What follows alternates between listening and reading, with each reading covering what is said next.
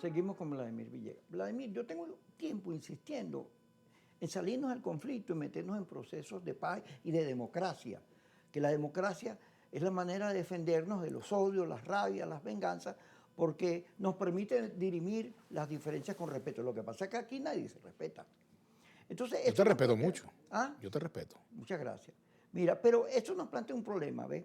Aquí hay un proceso que surge después del 3 de enero y comienzan a darse unos cambios como la ley de hidrocarburos, la amnistía, y ayer discutieron la ley de minería, claro. Y van a haber discusiones sobre el tema judicial, educativo, y hay uno importante que es el tema salarial. Oye, sí, vale. Ese es clásico, Eso porque es un tema hay muy gente que importante. pide elecciones mañana, pero ¿cómo puede haber elecciones mañana si no se completa el proceso de estabilización? ¿Qué pasa? Porque todos esos activos de Venezuela que están afuera regresen, una vez que el gobierno es reconocido, que nos paguen el petróleo No, que pero se yo te llevaron. puedo hacer una pregunta aquí, con que esté tu espacio. ¿Qué? ¿Cuándo crees tú que debe haber elecciones?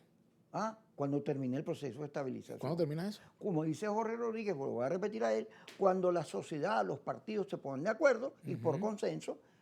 Bueno, eso pasaría, por ejemplo, por designar un nuevo Consejo Nacional Electoral. Claro, eso por está planteado, eso lo planteado. Pero el tema de la plata para mí es lo más importante. Claro. Porque si el gobierno va a una elección sin haber resuelto el problema de la plata, lo más probable es que aparezca lo mismo del 28 y repitamos los mismos errores del 28. Claro, pero también está el asunto, por ejemplo, de los ingresos por concepto de petróleo. Es una desgracia la guerra, ¿verdad? Por ejemplo, no estoy de acuerdo con la guerra, no estoy de acuerdo con la guerra en Rusia, no estoy de acuerdo con la guerra en Irán. Todos los días matan 2.000, 3.000 personas. No estoy de acuerdo con eso, yo no estoy de acuerdo con eso. Pero lamentablemente, siendo Venezuela un país petrolero, cada vez que ocurre un acontecimiento de esta naturaleza, el precio del petróleo aumenta. Entonces, bueno, hay gente que comienza a ver con preocupación que de nuevo nos pueda entrar una bola de plata y no tengamos la sabiduría para administrarla. Pero yo lo que veo es que no ha entrado la plata. Pero hasta ahora no ha entrado, esa es la realidad. Entonces, claro, cuando se le comienza a ver el queso a la tostada, ahí se habla de eso. No es que no, yo creo que hay que irlo hablando. Pero si no hay plata. Pero bueno, hay que irlo hablando para que el tema no se quede rezagado, ¿verdad? Porque ese es un asunto que a las grandes mayorías es lo que finalmente le interesa. A las grandes pero si la gente dice, me prometiste plata, no cumpliste, así este gobierno, no, pero por lo menos hay que buscar formas de aliviar la situación de la población que evidentemente con un salario como el que se tiene, pues tú no puedes olvidarte de eso, Kiko, porque esa es la mayoría de la población. Así es. El 80, 90% de la población está ahorcada con la situación económica y tiene que haber respuesta. Y entiendo, por lo que incluso la propia presidenta ha dicho, que bueno, que habrá medidas en ese sentido, ¿verdad?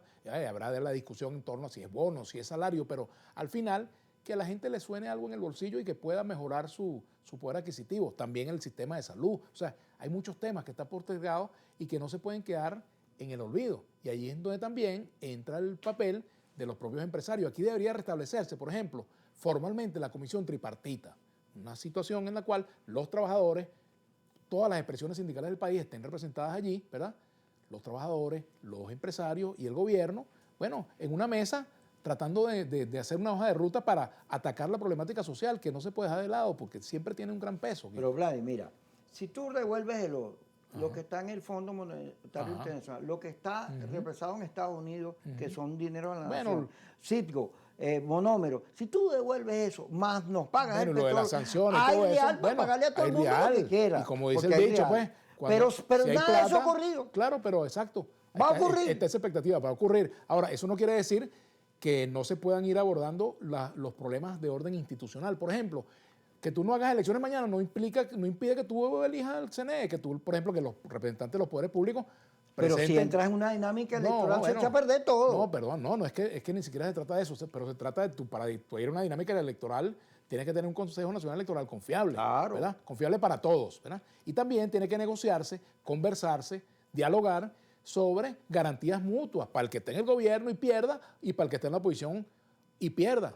O si para el gobierno si gana o si pierde y para la oposición si gana o si pierde. Tiene que tener garantías. Garantías fíjate, para la convivencia democrática, mira, que creo que es el objeto de esa comisión. Vladimir, Trump agarra y se mete en unos aviones y se lleva a Maduro y bombardea la ciudad. Pero él agarra, como no hay mal que por bien no venga, y deja a Delcy ahí. Es más, Delcy contó la llamada de Marco Rubio en la reunión, que Marco Rubio la amenazó. Sí. Entonces, claro, al dejar a Delcy allí, él pone un proceso, él no mete a la señora Machado, porque si la pone tiene que quedarse a defenderla, porque el gobierno tiene asamblea, diputados, ejército, policía, todo. Y entonces, bueno, no habría estabilidad. Entonces él generó un proceso de estabilidad con Delcy. Entonces, eso está bien, eso lo vio él, aquí no lo vemos porque aquí nos odiamos, no nos respetamos y estamos acostumbrados a la confrontación, a la polarización, pero hay que dejar que el proceso de reforma asiente el país y hacer las elecciones con un país yo tampoco aceptado. digo lo que dicen algunos voceros de un sector de la oposición, no, que la cosa ya al final, que Delcy termine su gobierno para allá, no, tampoco digo eso. ¿verdad? No, cuando tú veas que el país tiene platica pero también y unas hay que generar condiciones, esas condiciones. Por ejemplo, para la inversión incluso, se necesita que el que va a invertir confíe en que el Poder Judicial funcione, porque le dé garantía de que su platica no se la van a llevar, ¿entiendes? Va a perder su inversión. El que va a formar un partido político, ¿por qué no puede formar un partido político, ir al CNI y registrarlo sin tener que pedir permiso, llamar a un alto jefe del gobierno para que le autorice que le firmen un partido? Tiene que devolver las tarjetas devolver los partidos, devolver las tarjetas y abrir procesos democráticos, porque hay gente que reclama democracia en el país y en sus partidos no hacen elecciones tampoco. Entonces, aquí tiene que abrirse ese proceso también. Entonces, sí es importante el asunto de los poderes. ¿Cuál sería la contribución de los poderes? Bueno, vale, por lo menos poner sus cargos a la orden para que se vaya pensando en una reorganización institucional del país. Eso es parte del proceso de reinstitucionalización y de la estabilidad, porque necesitamos una estabilidad dinámica, aquí, tampoco una estabilidad estática. Pero calma y cordura. Pero claro, ni tan calma. Haciendo las cosas, mientras no detengas los cambios, sino sin prisa, pero cambios, sin pausa. Sin prisa, pero sin pausa. Pero se necesita efectivamente crear las condiciones y por eso creo que es importante esta elección del nuevo fiscal y la elección del nuevo defensor. Es muy importante porque van a marcar señales concretas de la real voluntad que va a tener el gobierno, la mayoría de la bancada del gobierno en la Asamblea Nacional, de producir los cambios que el país reclama. Eso es así porque resulta, hermano, querido Kiko, que la política, como la vida misma, se plasma en hechos concretos. O sea, la verdad del pastel es comérselo. ¿Cuál es la última por hoy? Hay gente en el oficialismo que dice que como ellos los están acusando de que ellos son las víctimas, los agresores, cuando ellos eran la víctima de las agresiones del imperio, las sanciones, etcétera, que dice entonces que ahora que no maltrates al partido, que no maltrates a los que han sido solidarios durante 27 años con la revolución, y entonces que si empiezan a entregarle los cargos a la oposición, y los que están ahí, y tu propia gente, ¿cómo quedan? Bueno, mira, lo ideal sería que todo eso, que se hiciera una reforma y que hay países donde los jueces se eligen, ¿verdad? Donde el defensor se elige. Eso sería lo ideal, que todo eso lo resolviera la voluntad popular, pero para eso hay los acuerdos políticos, ¿verdad? Aquí tiene que ver, por ejemplo, mínimo, tú mantienes un fiscal, el gobierno necesita tener un fiscal en el cual confíe, bueno, alguien que sea medianamente cercano, por ejemplo, cercano al gobierno, ¿verdad?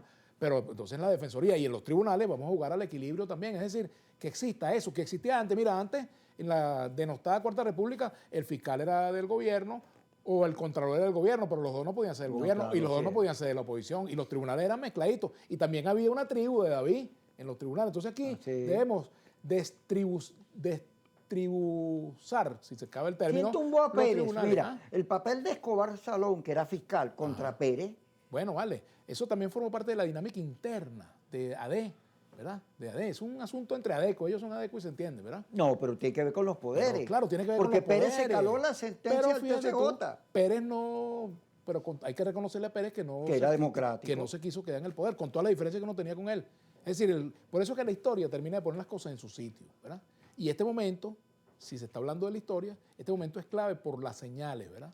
Hasta ahora, yo tengo que decir que del gobierno de Delcy hay señales positivas, que son insuficientes algunas de ellas, sí las son, pero hay señales altamente positivas que debemos aprovecharlas y profundizarlas, ¿verdad?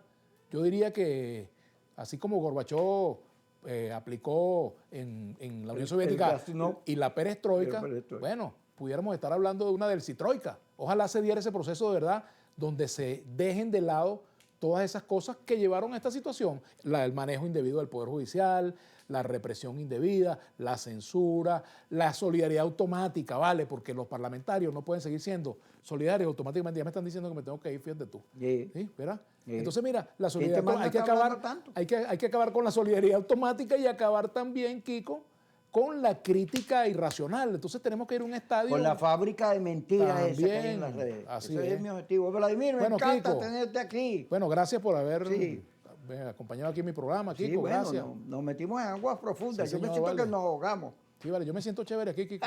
¿Sí? Sí, vale. ¿Quieres este puesto? Sí, pues no te das para la noche, ¿vale? Bueno, me voy, pues. Chao, pues. A la 1 y a las 10, Kiko, otra vez. Está bien, quédate con... Chao.